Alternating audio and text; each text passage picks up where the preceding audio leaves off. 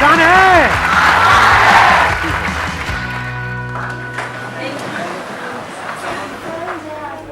Mic लेकर के बोल दो। Good morning sir. Good sir morning. आप पहले से ज़्यादा हैंडसम लग रहे हो। बोलना नहीं चाहिए, ऐसा लग रहा है जैसे हनीमून पे जा रहे हो सर।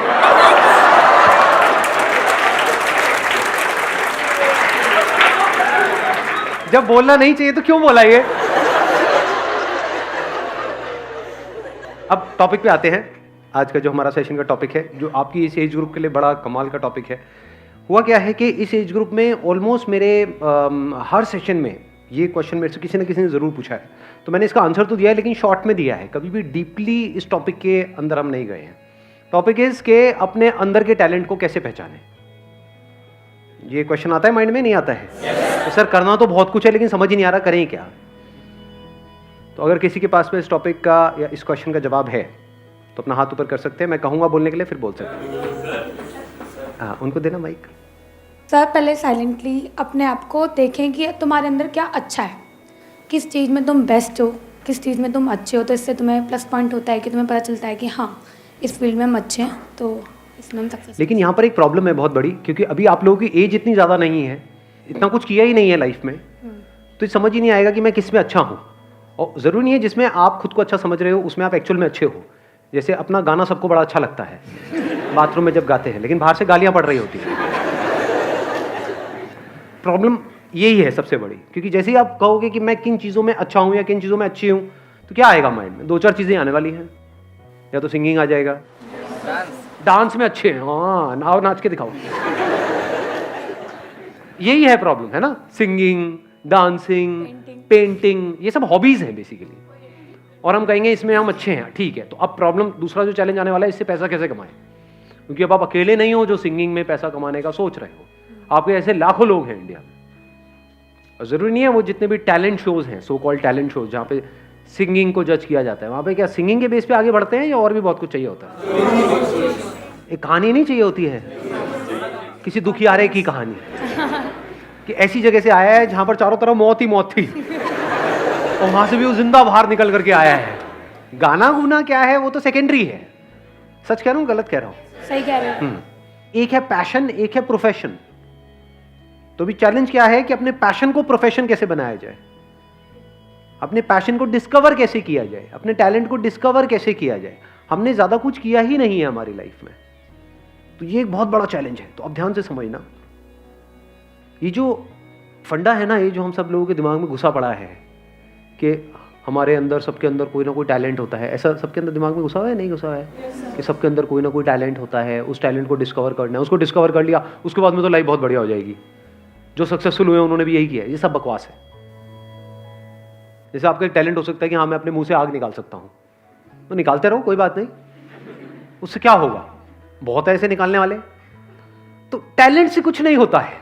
फॉर एग्जाम्पल, आपको एक कमाल का क्रिकेटर बनना है, एक सक्सेसफुल क्रिकेटर बनना है, तो उसके लिए क्या चाहिए? टैलेंट चाहिए। और टैलेंट मतलब क्या? या बॉल को सही से हिट करना आना चाहिए।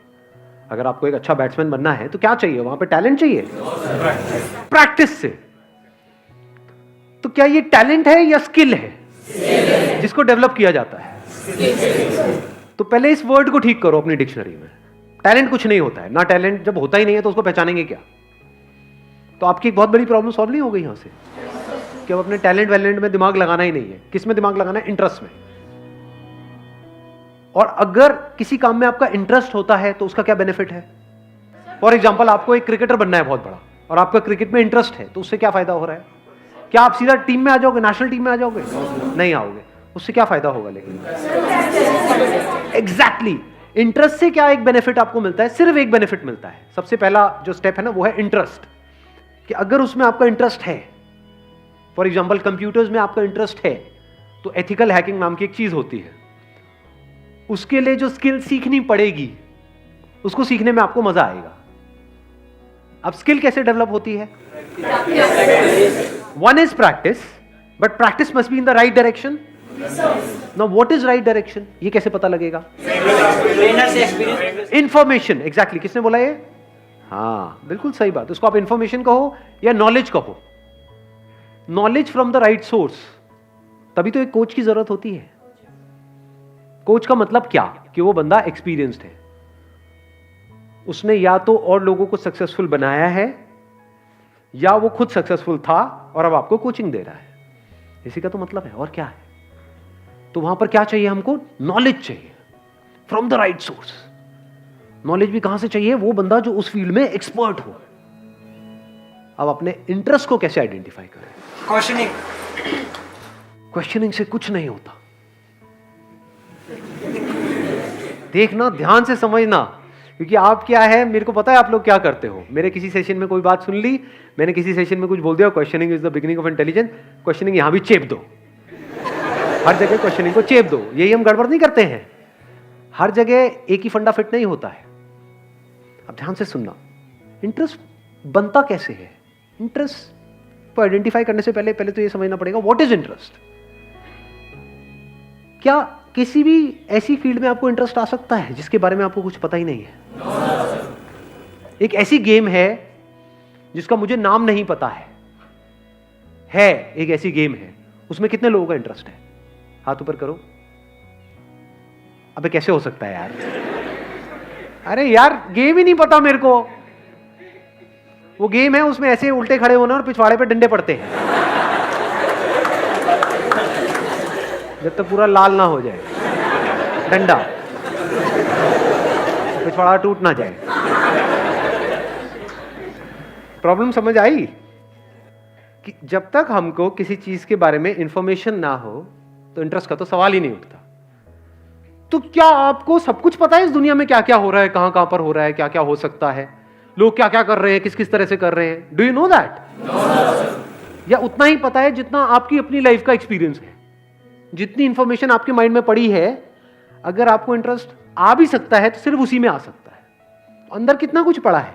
थोड़ा बहुत ही पड़ा है, सब कुछ थोड़ी पड़ा है। जैसा आपका फैमिली बैकग्राउंड है, जैसा आपने बचपन से आज तक देखा है, जो एक्सपीरियंस किया है, जिस तरह की नॉलेज अंदर पड़ी हुई है, उसी से रिलेटेड तो इंटरेस्ट आ सकता है।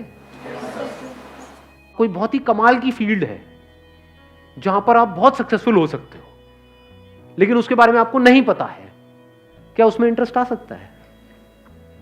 तो अब क्या चाहिए अपने इंटरेस्ट को डिस्कवर करने से पहले?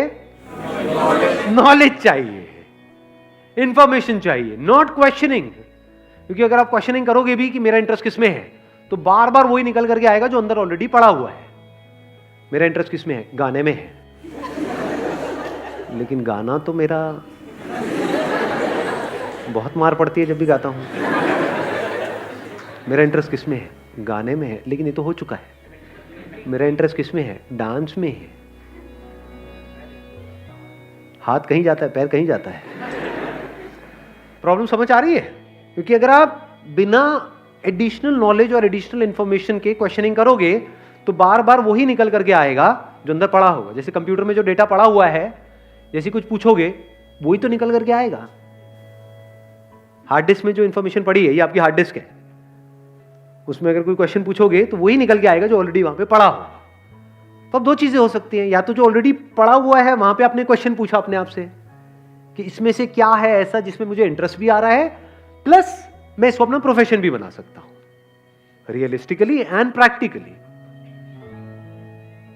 बहुत बढ़िया है अगर वहां से आंसर आ जाए तो। नंबर 1। नंबर 2, अगर ऐसा नहीं हो रहा तो आपने अपने आप से क्वेश्चन पूछा, अच्छा मेरा क्या इंटरेस्ट है, बट आपको कुछ भी उसमें से प्रैक्टिकल नजर नहीं आ रहा, अब क्या करें? नई इंफॉर्मेशन गैदर करो। सिंपल है ना यार, इंफॉर्मेशन एज में हम बैठे हैं। देखो दुनिया में लोग क्या क्या कर रहे हैं, देखो किस किस तरह की फील्ड्स हैं। बहुत लोग ये काम भी नहीं करते कि नहीं हमें तो सब पता है। अबे क्या पता है तुम्हें? कुछ नहीं पता है। यहां से शुरू करो, क्योंकि जैसे ही आप बोलोगे ना हाँ मुझे तो सब पता है, तब क्या होगा? आप एक ही तरह के उसमें स्ट्रक्चर में घूमते रहोगे बस। और वहां पे अगर कुछ अचीव कर भी लिया तो जरूरी नहीं है कुछ बहुत बड़ा होने वाला है। लाइफ में कुछ बड़ा करना है ना, तो ऑब्जर्व करो ऐसे ऐसे लोगों को जो एक्चुअल में कुछ बड़ा कर रहे हैं। ऐसे कितने लोग हैं दुनिया में? कितनी सक्सेस स्टोरीज होंगी इस दुनिया में? लाखों हैं। अगर पास्ट को भी इंक्लूड कर दो तो करोड़ों हैं। तो अगर उन लोगों के बारे में आप पढ़ने लग जाओ, उन लोगों को सुनने लग जाओ, तो दिमाग खुलेगा नहीं खुलेगा? हाँ, एकदम से आइडियाज आएंगे नहीं आएंगे? हाँ, उनको देना पीछे माइक। सर मुझे एक क्वेश्चन था कि what is determination, determination actual में है क्या और क्या चीज़ उसे हमें इंड्यूस करती है?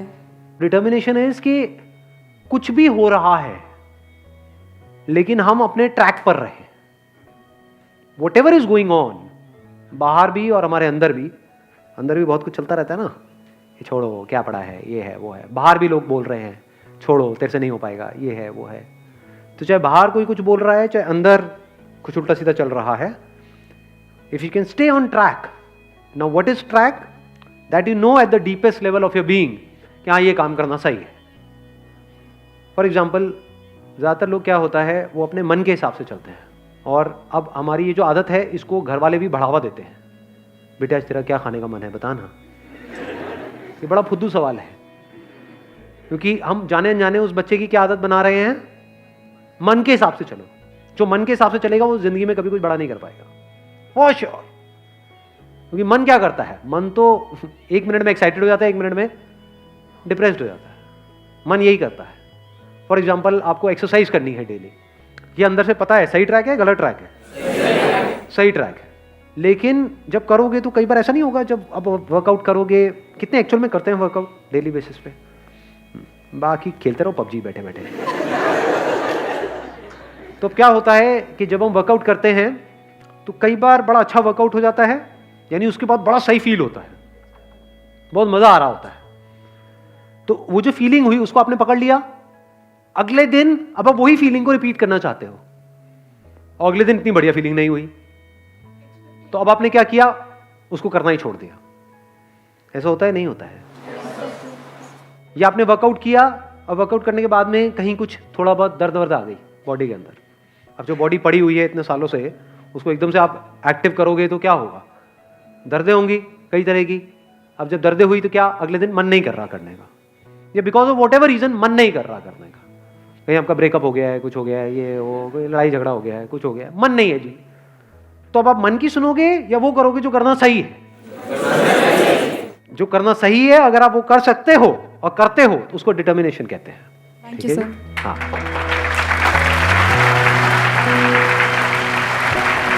चलो जी, wish you all the very best. Thank you so much for coming.